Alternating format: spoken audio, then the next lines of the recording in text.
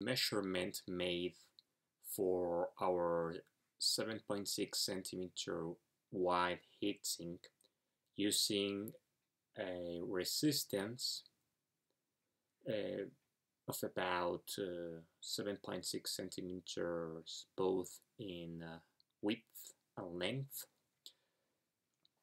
The length of the heatsink is 20 centimeters, and behind it I put a 20 CFM fan. These are the obtained temperatures in 2 different days for the power that is given to the resistance, the electric power.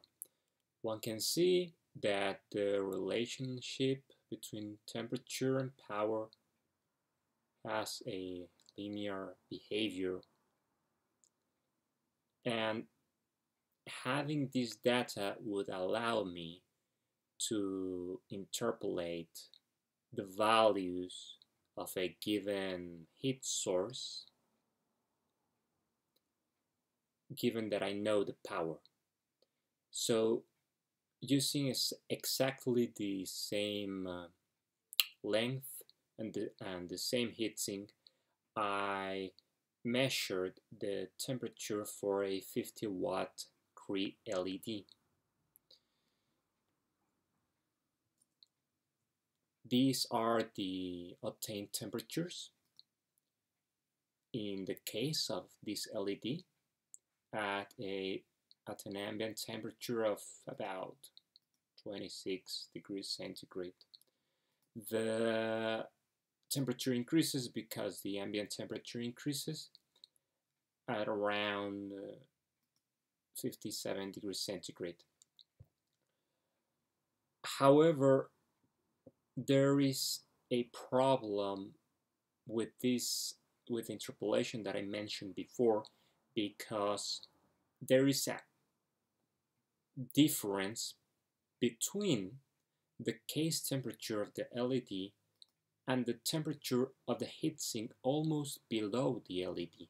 The difference is about 15.7, 16 degrees centigrade, which would mean that we have a contact resistance of around 0.3 degrees centigrade per watt.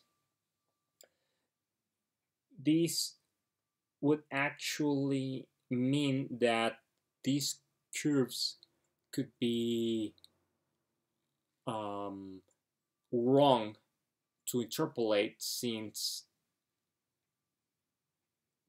I have to consider still the thermal resistance, the contact resistance between the electrical resistance and the heatsink. So I would have to make some more measurements in order to consider this and see if these measurements can actually be used to interpolate the power, and thus the power that the LED produces in heat, and thus know the efficiency of it. So I will investigate that further.